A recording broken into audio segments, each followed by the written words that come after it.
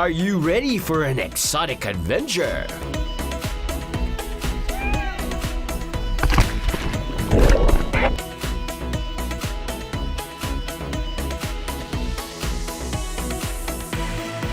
Ano, sama ka sa biyahe ko?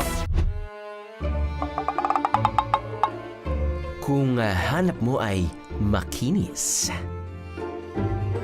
mabango, malaman, at nuknukang sarap na mangga. Pwes, punta na sa tinaguriang Mango Country of Visayas, ang isla ng Guimaras.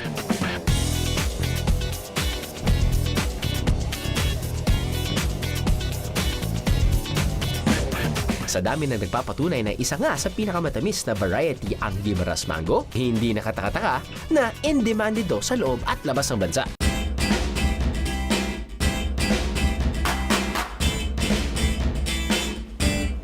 Siyempre, when in Guimaras, mawawala ba naman ang pasalubong na ang flavor ano pa nga ba? Mangga. Mula sa biskwit, tinapay, empanaditas, candies, pickles, you name it. Jack, meron silang mango version ng mga to. At itong Marso lang, may bago na namang nadagdag sa listahan ng pampasalubong, ang Mango Serafina. Serafina, where have you been all my life? Max. So, bagong produkto ng Guimaras. At kapag sinabi mong Guimaras, syempre papasok ang mangga. So, this is Mango Serafina. May mango yata sa loob. Parang nakikita ko parang no? Alam mo yung nabibili nating nakaka-addict na sampalok? Tapos nilalagay na asukal. Chinichew mo, tapos nun yung spit out na yung buto. Parang ganun yata Hindi natin alam. Hindi siya ganun. Mali. Sure lang yan pala. Pero, sugar-coated siya.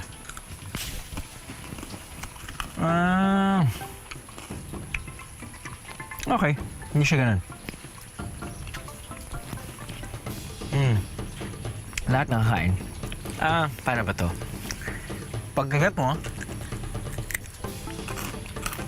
crunchy. Asan yung mangga?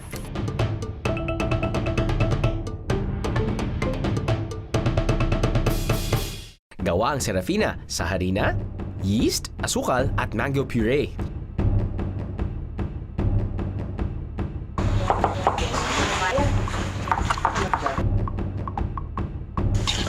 At para mas maging mango-rific,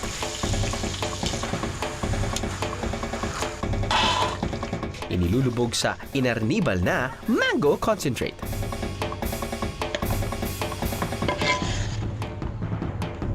Pinagugulong sa asukal. Yeah?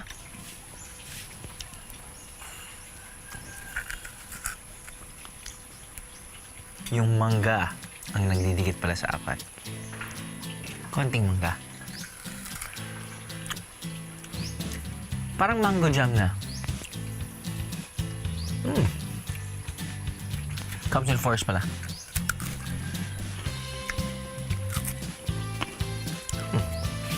Pero if ever gusto nyo ngayon ng panghimagas, pagkatapos ng isang malasang meal, ito siguro yung isa lang na pampatanggal ng suya.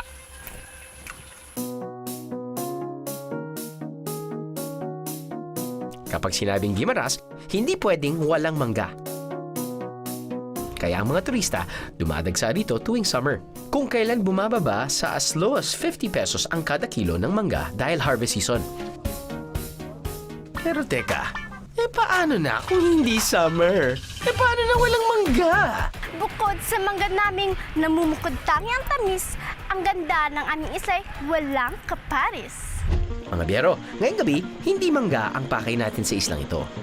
Bibigyan ko kayo ng sangkatutak na rason kung bakit ang Guimaras hindi lang pang summer, kundi ultimate destination for all seasons. Huwag bibitaw! Island hopping muna tayo. Kukumustahin din natin ang kalagayan ng mga taga-coastal area ng Guimaras. Mahigit isang dekada matapos mangyari ang isa sa pinakamalaking trahedya sa isla. Ang oil spill. Ano, sama ka sa biyahe ko? Ano, sama ka sa biyahe ko? 10 to 15 minutes ang boat ride mula sa Iloilo papuntang Guimaras.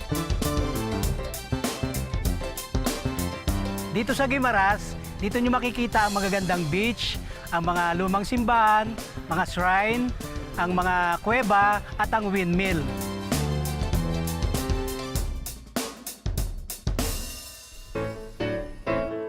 Kapag hindi panahon ng mangga, pagsasaka at pangingisda ang ikinabubuhay ng mga kababayan natin dito.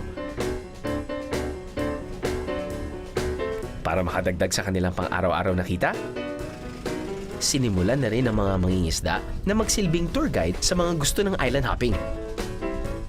Pero bago simulan ng tampisaw, lunch muna sa floating cottage. Nandito tayo ngayon sa, nag-dock tayo ngayon sa floating cottage dito sa Barangay San Roque, and they accept walk-ins. Entrance fee is 50 pesos per head. Pero I think mas maganda yata kapag tatawag kayo sa local tourism or yung cellphone number na pwede nilang ibigay, no? At mag-advance call kayo for like probably a week before your arrival, at pwede silang mag-prepare ng different types of food. Tikman natin ang mga pagkaing inihanda ng mga ever-supportive misis ng mga kapuso nating mga isda. Depende na yan kung anong pag-uusapan yung pagkain na gusto nyong i-serve sa inyo, no? But today, we are very lucky dahil meron tayong lobsters, meron tayong adobo yata to, different types of seafood. Meron tayong kinilaw, meron tayong crab, and of course, meron tayong, ano ba yan? Seafood sinigang ba or something.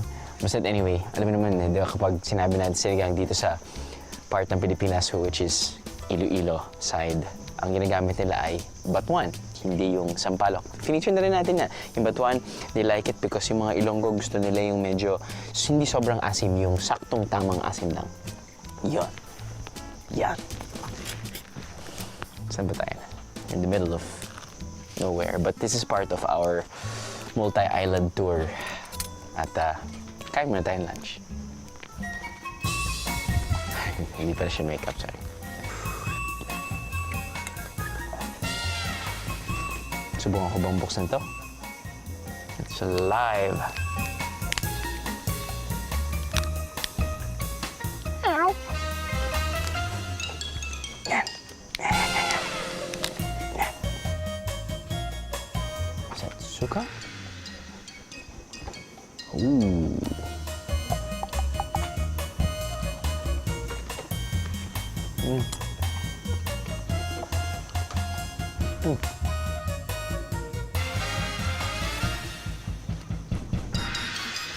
Masarap sana mag-hayahay pagkatapos kumain dito sa floating cottage. Pero pwede ba namang palampasin ko ang gandang yan? Maraming pocket white beach dito sa bayan ng San Roque kung saan pasok ang picnic at swimming.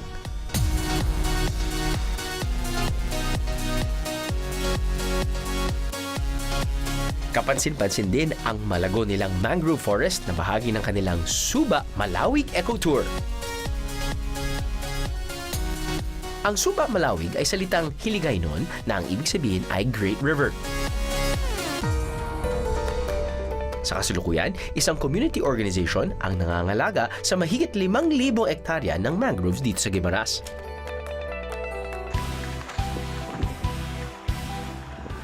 Pagdating po ng, sabihin natin, sa mga turista, kasi nabalitaan ko na hindi lang humihinto yung programa sa inyo na nakatira dito. Opo. Ano pong pwedeng magawa ng mga turista para...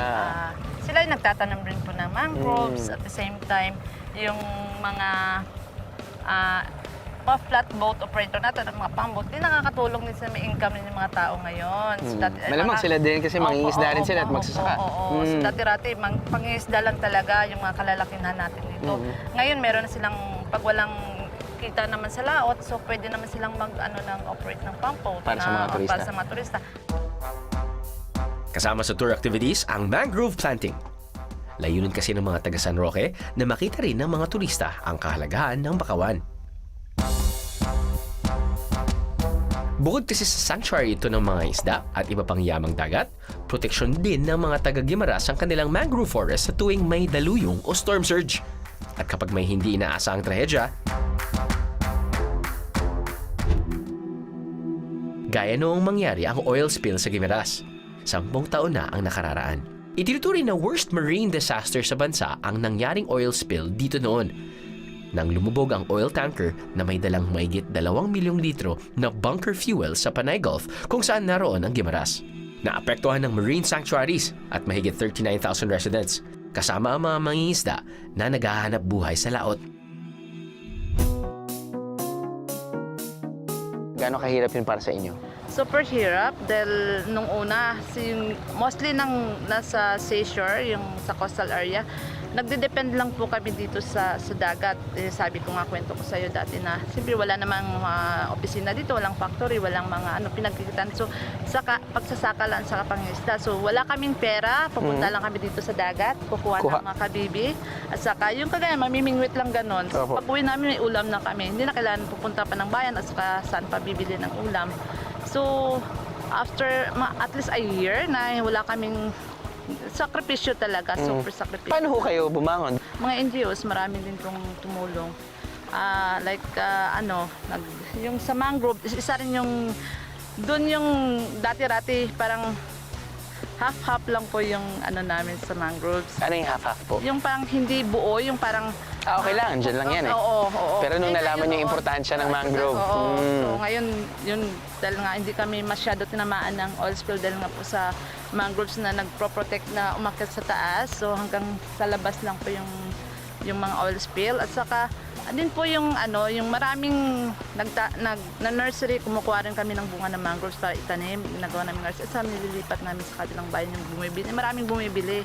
Kasi after noon, nalaman nila na napakalaki ng tulong ng mangroves talaga sa dagat at sa atin dahil nga pag may malaking storm surge na ganon, may mag-protect sa atin.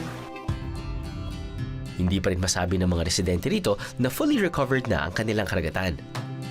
Lalo't paminsan-minsan, may nakikita pa rin daw silang lumulutang na parang bato na mula sa tumigas na bunker oil.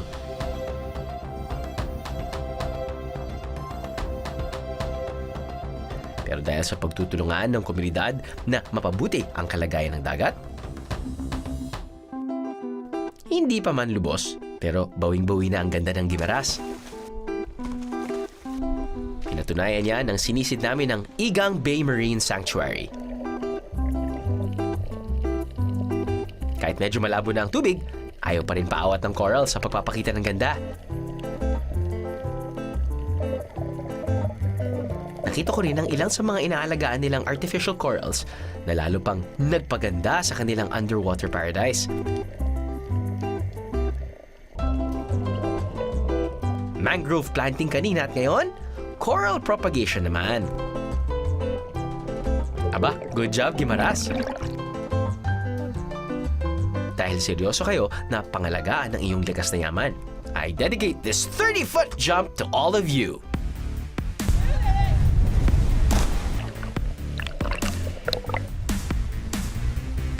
Yay! Mukhang napatalon din sa tuwa ang cameraman namin si Ray.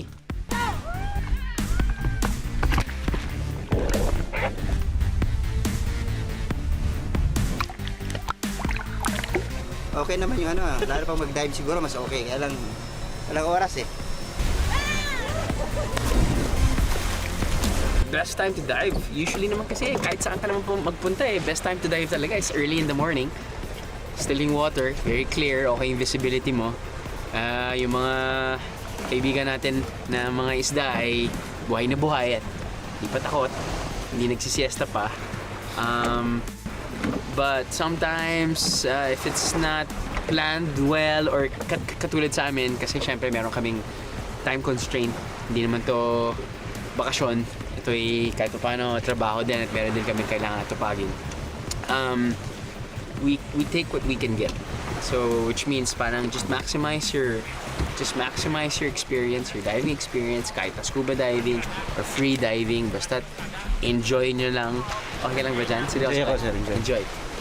Yeah! Enjoy lang yan! Sulitin ang bawat biyahe. Tama? Ano Correct. pa? Katulad ng mga tatalunin, piliin nyo kung saan kayo pinakatakot. Dahil each and every time you face your fear, that's one less fear to think about. Tama? Hindi, huwag kayo maniwala. Takot talaga kami. Susunod!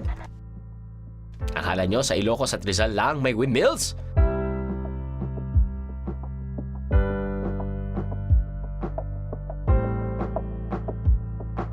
Samahan nyo rin akong bisitahin ng mga kaibigan nating ati dito sa Gimeras. La, ilang taon na ho kayo? Wow, 95 years old na, no? Still weaving, still living. Ano, sama ka sa biyahe ko? Ano, sama ka sa biyahe ko? Malapit ang Gimeras sa Iloilo kung saan ang mga tao ay kilala sa pagiging reliyoso.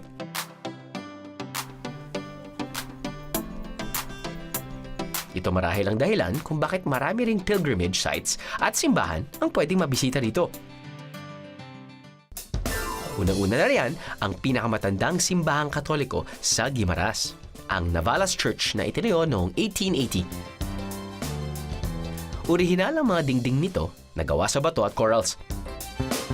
Meron itong maliit na garden na napaiikutan ng stone fence at watchtower na nagsisilbi noong early warning sakaling may parating na mga pirata. Dinarayo naman ng mga deboto tuwing Lenten season ang Holy Family Hills sa bayan ng San Lorenzo. Meron itong chapel at life-size images ng mga kwento mula sa Biblia. At dahil para itong parke, nagiging picnic site ito ng mga pamilya tuwing ordinaryong araw. Kung gusto nyo naman ng penitensya, konting challenge, pwede nyong isama sa Gimeras itinerary ang Balaang Bukid Shrine. 30 minutes easy trek lang ang papunta dito mga biyahero.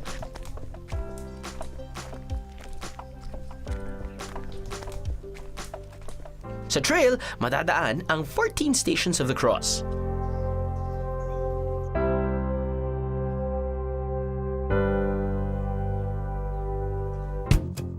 At sa tuktok, makikita ang maliit na kapilya kung saan pwedeng pagmasdan ang panoramic view ng Iloilo City.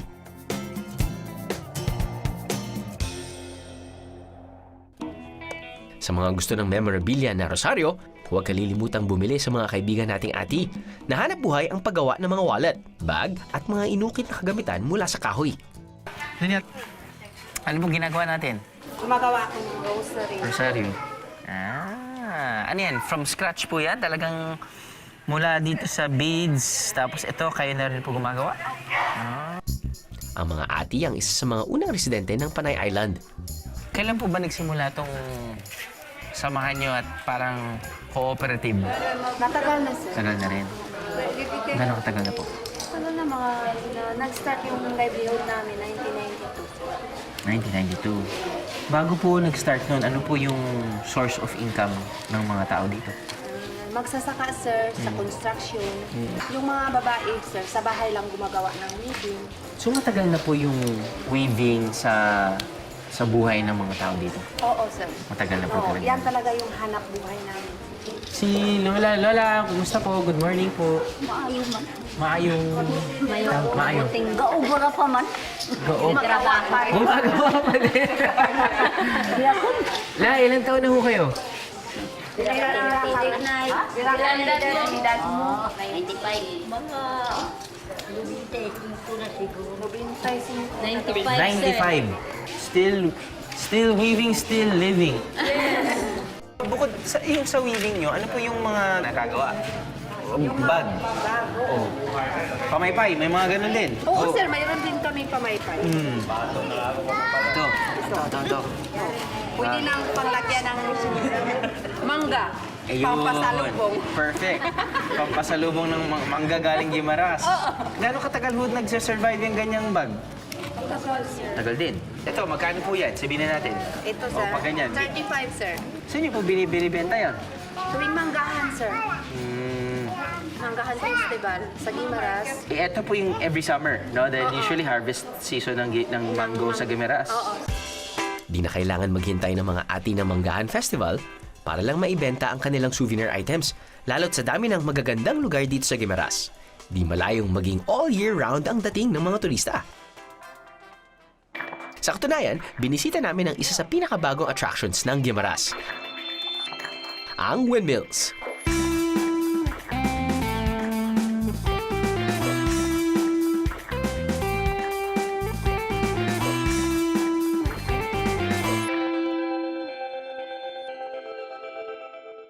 Kung sa Ilocos ay nasa tabing dagat, sa Rizal ay nasa bundok, dito sa Guimaras ay may 27 units ng wind turbine generator na nakatayo sa farm at hills.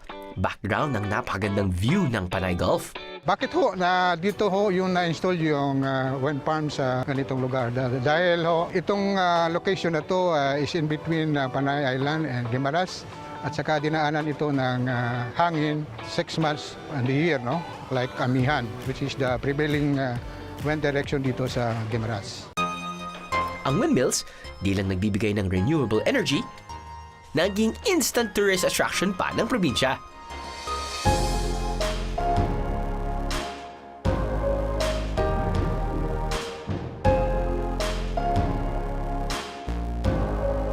Kung di pa sapat ang lamig ng hangin habang pinagmamasdan ng windmills, pwede ka rin magbabad sa malamig na tubig ng Daliran Spring.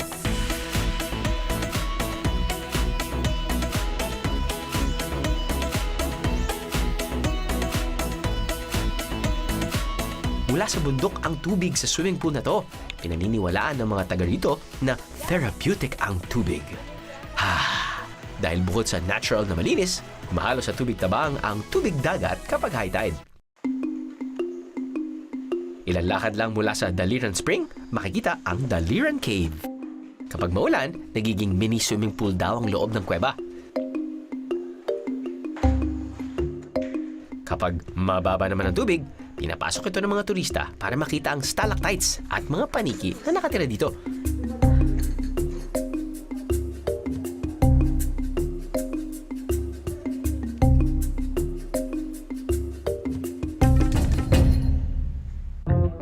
Sa mga nagbabalak na bumisita sa Guimaras anytime soon, pwede niyong subukan ang tinulugan namin ng modern Balinese-inspired resort. Malawak to.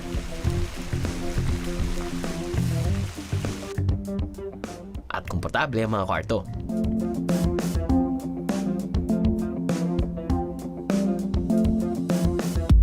Tatakamin ka pa sa specialty nilang Filipino-Chinese cuisine. Siyempre kapag sinabi natin Chinese, nandiyan yung mga stir-fry, yung mga seafood na steam, katulad na itong isda. Meron din tayong, my personal favorite, meron tayong hot prawn salad. Pag sinabi nating Chinese, hindi mawawala rin to para Tim. Well, of course, meron din tayong chili crab. You've got your garlic prawns. Pero katulad na sinabi ko kanina, also, Filipino food. Manggang hilaw na may bagong. Ayos yan. Meron tayong binakol. At meron tayong manok na sila lang yata ang nag-invento pero nakikita ko na eh. Deep fried manok, probably with butter, some garlic. I don't know, I don't care. It looks good. Tama ako with butter. It's sweet, it's buttery, it's deep fried, it's crunchy, it's good. Oh yeah. Magtago sa akin. Ito yung isang problema ko eh. Pag nag-order ako ng hot prawn salad sa mga Chinese restaurants, nalulunod siya kasama ng mga fruit salad. Katulad ng pineapple, you've got your pineapple, cherries, meron kang... Basta, you get what I mean. Ooh! Tirain na rin natin to.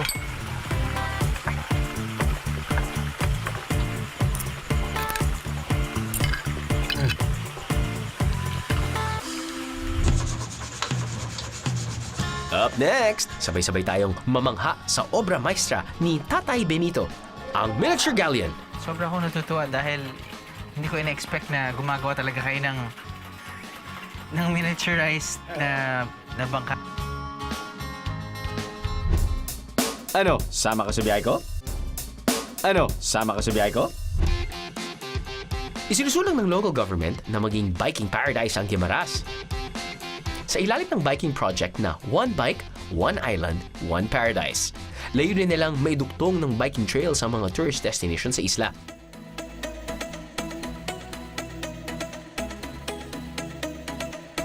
Siyempre, hindi pa kasama ang nagagandahang islets na mararating lamang ng bangka.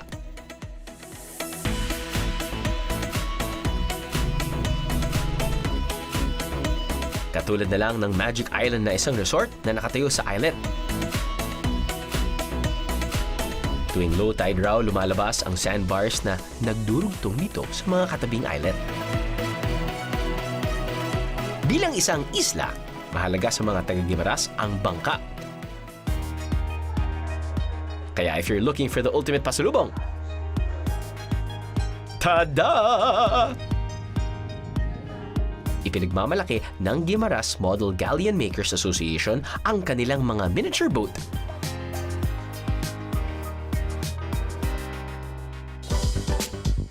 Dito sa kanilang headquarters, nagtitipon-tipon ng mga miyembro sa paggawa ng kanya-kanyang miniature galleon.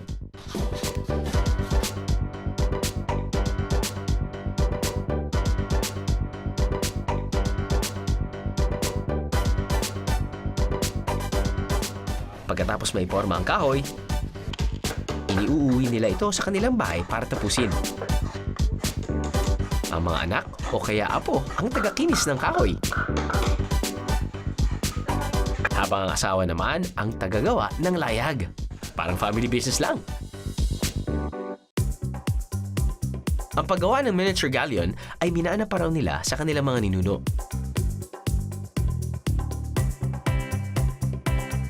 Katulad na lang ng 72 years old na si Tatay Benito. Tay, sobra akong natutuwa dahil hindi ko in-expect na gumagawa talaga kayo ng miniaturized na bangka. Anyway, gaano katagal niyo na pong ginagawa to? Oh, matagal na. Tagal na. Ang tatay ko nagawa pa nito.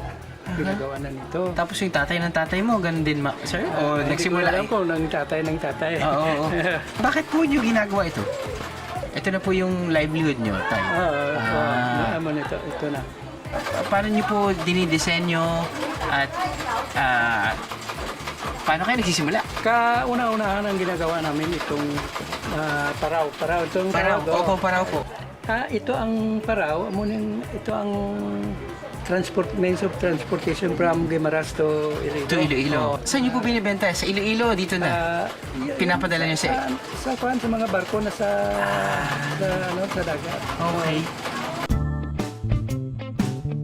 Sa pamamagitan ng miniature galleon boat making, napagtapos ni Tatay Benito at ng kanyang asawa ang kanilang mga anak. Tradisyon na po yan ng pamilya niyo? Oo, tradisyon na. Basta paano makatulong sa kailangan. Opo. Yung asawa niyo po ba, yun din po ginagawa? Yung mga anak niyo? Oo. Yun din po. Generation after generation. Ano po yung kahoy na gamit niyo? Kapok. Kapok. Oo, ito kapok. Bakit yun yung mismong klaseng kahoy na ginagamit niyo? Mura lang at hindi siya matigas, malambot. Tapos nun, sino ho nag-ano? Meron ho kayong molde o talagang kayo mismo na lang, freehand na lang? Halimbawa, mag-order ka, mayroong order, kung anong gusto niyang Kalaki? measurement. Oo. Pwede rin? Oo, pwede. Okay.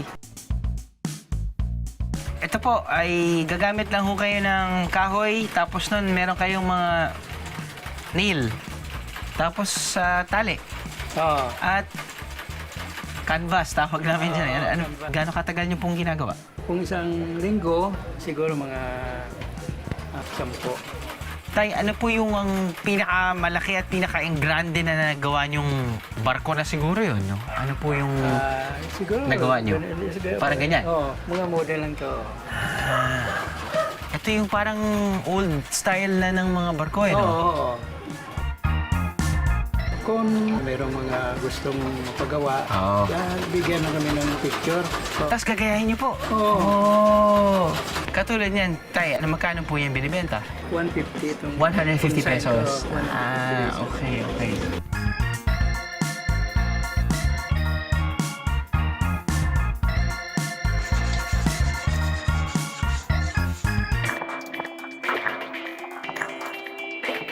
Itinuturing ang Guimaras na exotic island dahil sa pambihirang ganda nito na tahanan ng isa sa pinakamatamis na variety ng mangga sa buong mundo.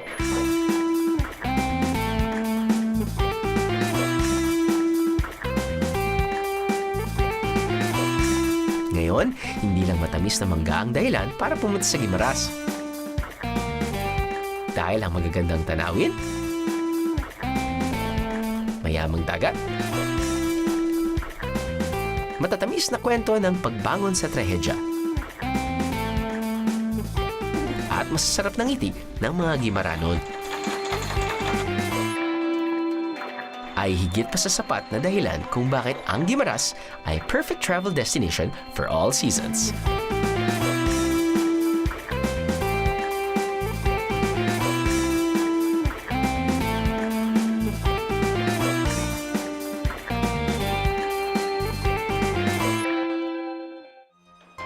Next week!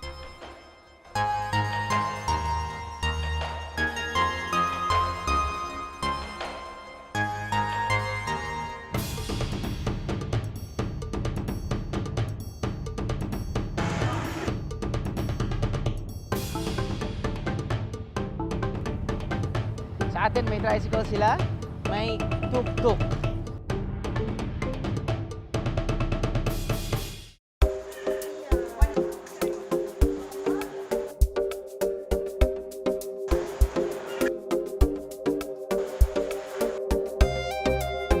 The left side, yung vegetable and fruit market. The right side, it's gonna be your flower market. So think Divisoria sa kaliwa, Dangwa sa kanan.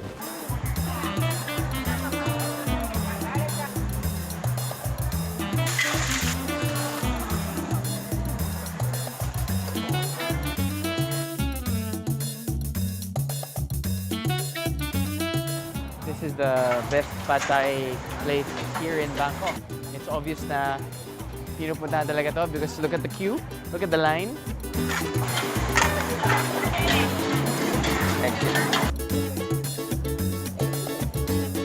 It is good pad thai. It is. Ito ang legit na Bangkok experience, biyeros.